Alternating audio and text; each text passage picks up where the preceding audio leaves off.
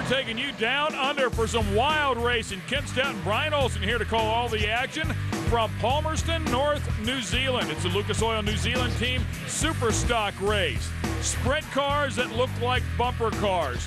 Crazy fast, and the nuts behind the wheel will lay it all out on the line to pick up a win here. This is countries against countries. It is big-time racing, and they lay it all on the line. Crowd participation is also a lot of fun. Let's check in with Roger Davis, who has more. It's all about the team working together. And here I've got my friends here from the Nelson Tigers. Imagine if they're cars, and we'll show you how teams racing works. Every team has 4 members. They have 3 blockers and 1 runner. And when the flag drops, the runner takes off.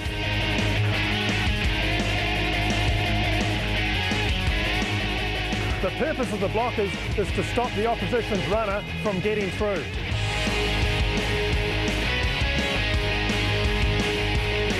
And when these blockers have done their job properly, what that means is their runner from the Nelson Tigers comes through for another lap.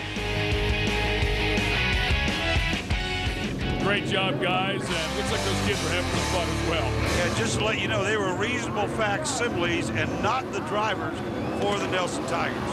Tigers and the Rebels going at it right here. The winner of this will claim 3rd place. We'll bring you the battle for 1st here in just a little bit. But here's a good look at the car. First, you can see the wing on the top. You can also hear the power underneath. These things have big-time speed. They're very similar in nature to what we would call a sprint car here in the United States. And if you look inside, while they might be a little bit more confined, the fact they got a roof over the top of it and so forth, and the roll cages are squared, for all intents and purposes, they're sprint cars with bigger bodies. And a nice move right there. You can see they actually turned one around, and that's what it's all about. So Brendan Higgins will also take us for a ride.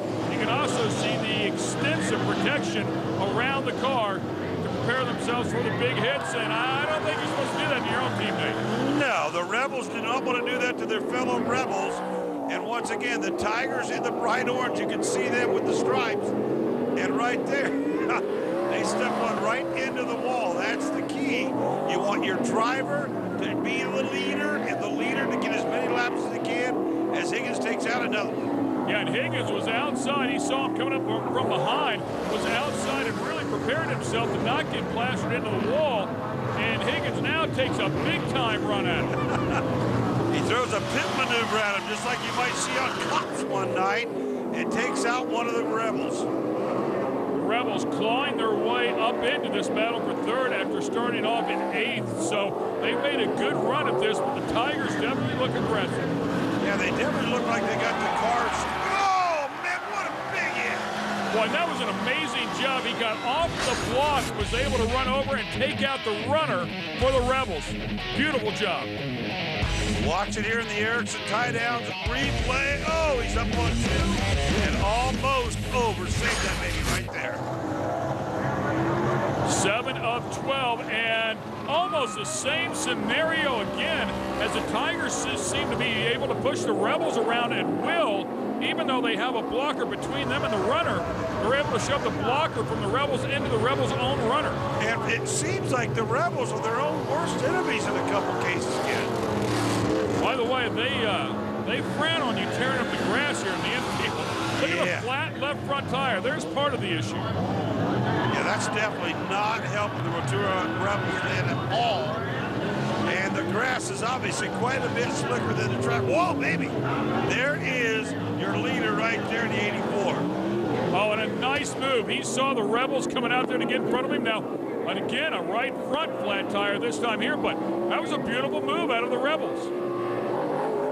And so your runner maybe has changed right here. Oh, he's gonna whack him in the wall. Oh, didn't get whacked. And there goes the left front wheel. And that'll bring out the red flag. So we'll stop him here. Pretty amazing stuff. Oh, and there is the reason why. That's what brought out the red flag. Sketchy moment here, so we'll make sure everybody is safe. Welcome back to New Zealand, here with Lucas Oil on the Edge. As you know, we're in Palmerston, North New Zealand for the team's Superstock Championship. Did you know that the city was first named Palmerston in honor of Viscount Palmerston, a former Prime Minister of Great Britain? Just a little bit of history here on OTE. Let's get right back to the Tigers versus the Rebels. So when we left you, these guys were stacked up against the wall. They made sure everybody was okay. And they restart them right where they're sitting. And this is how it begins again. I mean, you just know the guy's sitting in his car. He's thinking in his mind, I'm going to tee this guy up right off the bat. And that's what they're doing. And look at that machine trying to get off the top of the other machine of the Tigers. And another one right in the wall. And they double up here. Flat tires, broken tie rods. It doesn't matter, man. Just keep driving that thing into the ground. Drive it till they absolutely stop or till you blow the motor. When you're spinning that motor trying to get through there, that very well could happen. And that is Scott Houston, who was parked up there with the nose on top of the wall. Was a former leader here. And I got to tell you, man, it looks like the Tigers are starting to dominate this one. Dale Ewers took him out of there, so Scott is not in the lead. He's not your lead man. I got to say, you know, there's a lot of times these things are pretty lopsided, but boy, another red. Now, the red flag will come out anytime a car is upside down or on its side for safety reasons, obviously. Let's have another look at this, and the 97R trying to get up in there to block, but unfortunately was double teamed right there. They just jammed him right into a pile of cars that was already sitting there dead stick. And he was all hemmed up from that point on. Well, I've got to tell you, they are eliminating some cars here. We're down to just a couple of cars for both the Rebels and the Tigers as they continue to just pound them into the wall. Final lap, and I don't think there's a car out there with 4 tires with all the air in it. Not positive, but it looks like, oh, there's one maybe. Well, the left rear's going on that one. And you can see he checked up right there. The runner checked up and waited for his blocker, and now it's just going to push his way across the finish line. And the Tigers are going to take the win. Oh, what a hit. How you doing? Wow. Oh, he smashed him, man. Great racing, a lot of fun. The defending champion Tigers were looking for vengeance in the race against the Rebels. The Rebels didn't give up third place easily, and it certainly was an entertaining race to watch. When we come back, the final 2 teams will vie for the championship title. Welcome back to Lucas Oil on the Edge. For the first time since 1988, the Stratford Scrappers will be facing the Palmerston North Panthers in the final. The Scrappers may be considered underdogs, but they have earned their spot in the final by defeating the defending champions. Which team will take home the win? The Palmerston North Panthers against the Stratford Scrappers. The green flag flies. The game is on. Who's going to win? Let's first check it out and see who's going to be the runner in both categories. In both. Whoa! Man, that baby was right up in the fence there. A bundle. Michael Williamson was parked up the wall right there in the first corner. Shane Penn there in the 9P, and the Scrappers and the Panthers going at it here in the final for the first time since 1988. It's been a good while. We're going to have a red flag here as he saw that first hit up on the wall early on, and he never came back off, so obviously breaking the car here. Man, he hit that thing a ton. I hope he's all right. Straight into the final, Michael, and pretty eventful first corner. Yeah, it was. The plan was to just turn left and get number 9 under the pole, take him onto the grass, but it didn't quite pay off for us. And you can see the head and neck restraint devices that they are also wearing because of the huge contact that they have. And here we go, playing the games already. Yeah, I mean, at the end of the day, it's fast-paced. Oh, man! And there's really a retaliation. Holy smokes. Woo.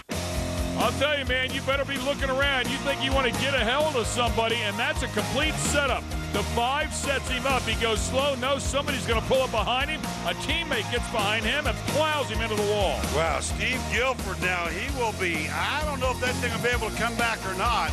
If that thing stays upside down for very long, the fluids will basically lock up the cylinders. Even if they do turn it over, I don't think that car will be back. Amazing action out here for the win. This year is the 30th anniversary of the team's nationals here at Palmerston North. And 30 years ago, one car revolutionised stock car racing in New Zealand, this car. But what's different about this car compared with a normal stock car? Most stock cars are made of space frame. Where they weld the frame together, they've got all the bits hanging off the frame. But not this car. This car doesn't have a frame. What it is a whole lot of plate welded together. And really what it looks like is a giant bathtub. What this means is this car is very heavy and very strong. Absolutely perfect for team stock car racing. And tonight, what every team wants is one of these.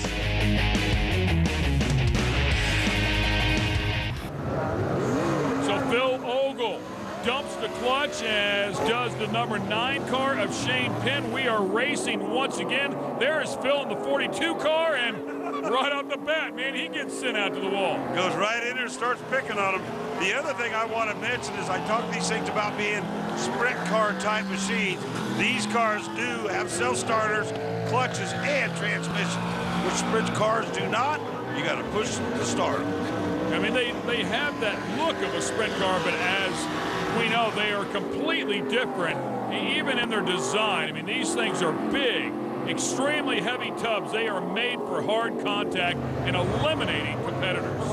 And like I said earlier, I started to say earlier, this is nothing more than a circle track demolition derby. And the guy who finishes the most laps, almost like the last guy to finish in a demo derby, is the winner. And they are just tearing up that 42 machine right there. They're killing it. Well, forget about the 42 machine by itself. The scrappers, I don't know if they have any more vehicles out here. The scrappers are being torn apart. One at a time, and you might be right. We know the 43 is gone. We know that the machine of Michael Williamson was parked right at the start of the first turn. And Ken, I believe you're correct. I believe they're done. You know, and I've got to tell you, that is part of a strategy there, too. If you can nail somebody in the left or right front like that and rip the wheel completely off the vehicle like they have, it's all good. That's the last of it right there, and I do believe that was the 42, if I'm correct there. Peter Reeves was the one that eliminated him in the 5 cars as we go back to the 9, and now we've got a couple scrappers that have come back to life, one of them being the 42 car of Phil Ogle. And the 44 has made his way back, and it's Ricky Bolton. And he was also parked against the wall at one time. Wow, there we go. They just wedge him up against the wall. It is amazing. And it looks like random acts, but there is absolutely some strategy to this. Yeah, they definitely know exactly how to do about it. There's Ricky. Oh, Ricky Bolton. Get the marshmallows out. Burst into flames, man. Need a long stick. If you got a marshmallow, you can roast one. That'll bring out the red flag and the fire extinguishers. Looks like now it's kind of put itself out. Another look at it here. First of all, they jam him up onto the wall. Then, of course, he's sitting there sideways. Probably a little bit of fluid coming out, dips down or drips down onto the exhaust, and eventually it ignites itself. Yeah, no question about it. As we watch right here, this guy's telling him, hang on, hey, watch that. Whoa! Yeah, it's on fire. The guy waved his hands. Call the fire department, he's saying. 911, the 44's on fire. Stop, drop, and roll. All right, dump the clutch again. Green lights are on. We're racing. 10 of 12 have been completed. 2 laps to go. The 5 and the 7 trying to hem up that 42 once again. Man, if you're the last 1 or 2 cars out there, I mean, you got to feel awful, awful lonely. Final lap. The Panthers are making it look easy. Excellent job for Shane Penn. He is the runner for the Panthers and receives the checkered flag. Congratulations, they pick up the win out here this year. Really, he and Wayne Hemme both finished 1 and 2, so that's fairly rare, but they definitely made it look easy. And there's a look at the team standings after it all shook down out here. A tough battle, but the Palmerston Panthers standing on top. After last year, we weren't on form, you know, me and Scotty being out and that, and we had to come back and try and prove a point, and so that's what we done, and it was good. Ended up good. I looked around, I thought, long heck, I'm about the only one left going, so I'm just going to have to go and hope that Phil could stop a couple. But I give Reese a huge serve here, come past the flag, and bent my steering wheel onto the dash and couldn't steer it, and then he poked me through the fence. But that's what Team's Champs is about, and the team I raced for Stratford, like Phil said, we're young, and we'll be back next year, and look out.